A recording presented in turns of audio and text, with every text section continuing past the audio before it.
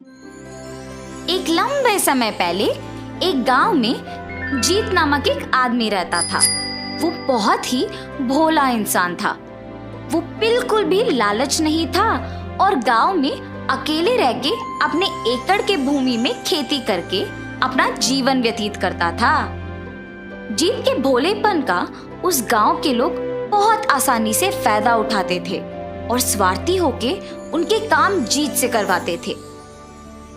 एक दिन बालू नामक एक 8 साल का बालक उसके ही रास्ते से जीत को उसके खेत की तरफ जाते हुए देखता है।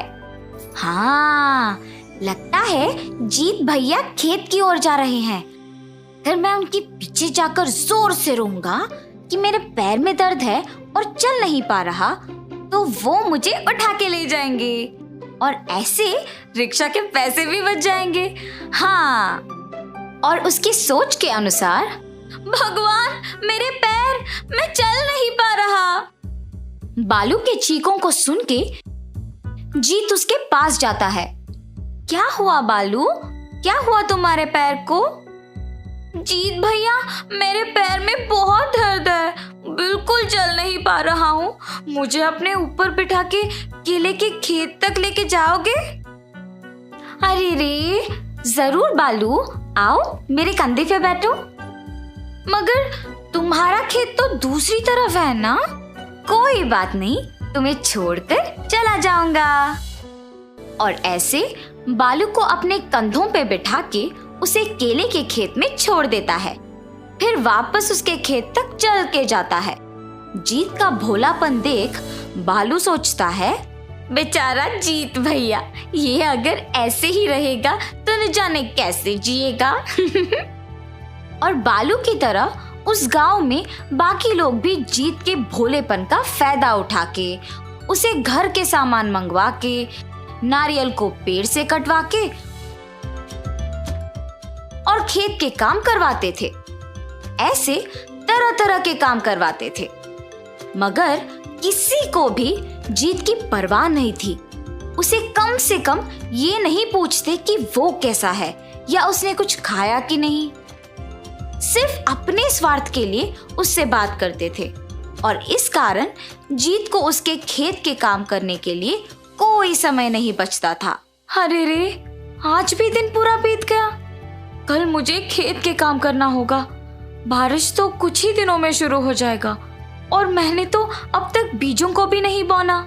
कल ये सब काम मुझे खत्म कर लेना चाहिए, वरना इस साल तो फसल नहीं मिलेगा मुझे। और ऐसे फैसला करता है। मगर अगले दिन जीत के नींद से जागने से पहले ही जोर का बारिश शुरू हो जाता है और इस वजह से उसके बीजों का बोना तो होने से ही रहा। जीत इंतजार करता है कि कब बारिश रुकेगा, मगर वो नहीं रुकता है। नदी के किनारे जब वो एक पेड़ के नीचे बैठकर बारिश के रोकने का इंतजार करता है, तब उसे उस नदी में चमकते हुए कुछ नजर आता है। उसे पकड़ में लेकर साफ करके देखने पर वो और भी चमकता है। हाँ, ये तो सचमुच सोना है। नदी के प्रवाह में सोना मिलना तो आश्चर्य की बात है। ऐसे जीत अपने मन में सोचते ही रहता है कि एक देवता प्रकट होकर एक बूढ़ी औरत के अवतार में बदल के जीत के पास जाती है। बेटा, दया करके दान करो बेटा, अकेली हूँ और बहुत भूख लग रहा है। अरे रे माता, मेरे पास तो पैसे नहीं हैं। हाँ, मगर ये सोना लीजिए, इसको आप बेचो तो आपको बहुत पैसे मिलेंगे और आप खुश रह सकते हैं। जीते रहो बेटा। और वहां से चली जाती है।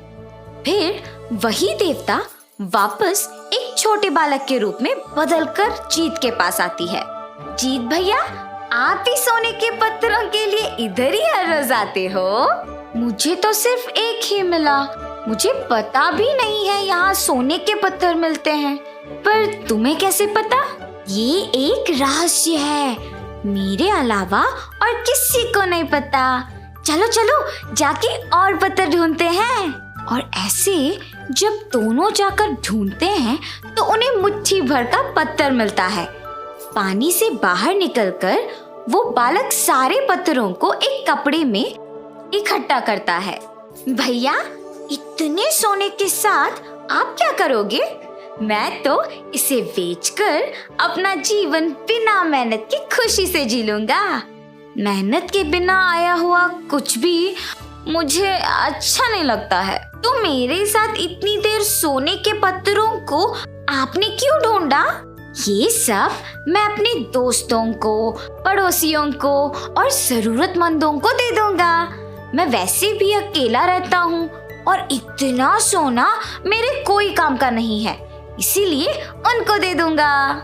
ऐसे जीत से बात करते करते बालक के अवतार में रही देवता उसे एक सोने के पहाड़ की ओर लेके जाती है। उसे देख जीत, बाप रे, ये तो सोने का पहाड़ है, मगर कितना चमकदार है। क्या ये सब सच है? ऐसे जीत के पूछने के तुरंत बाद देवता बालक के अवतार से अपने रूप में बदल जाती है। जीत दंग रह जाता है और उस देवता को देख के कुछ बोल ही नहीं पाता है। जीत, आज से तुम ही इस सोने के पहाड़ का राजा हो और तुम ही इसके हकदार हो। जरूरतमंदों का मदद करना तुम्हारा निस्वार्थ व्यक्तित्व, करोड़ों के मूल्य का ये सोने के पहाड़ को देख के तुम्हें आश्चर्यचकित रह गए, मगर लालच से उसके अंदर जाके देखने का तुम्हें ख्याल भी नहीं आया। इतना भोला और अच्छा हो तुम। आज से इसका पालन तुम ही करोगे और तुम्हारे पालन में ही सब जिएंगे। इस गांव का भविष्य अब तुम्हारे हाथों है। तथास्तु। ऐसे कहकर गायब हो जाती है। जीत तब से उस सोने के पहाड़ में रहते हुए सारे ग्रामीणों का सुख दुख का पालन करता है, सबकी मदद करते हुए उनका देखभाल करता है। पड़ोसी गांव के राजा भी उनकी बेटी प्यारियल का हाथ जीत के हाथों में देकर शादी करवाता है। जीत और उसकी पत्नी के बच्चे होते हैं। जीत के राज्य का पालन में सभी सुख संपत्ति से जीते हैं। तो इस कहानी से हमने क्या समझा? किसी के भोला होने का ये मतलब नहीं है कि वो बेवकूफ हैं, पर ये है कि वो दिल के अच्छे हैं। अच्छे लोग अच्छाई के हकदार होते हैं।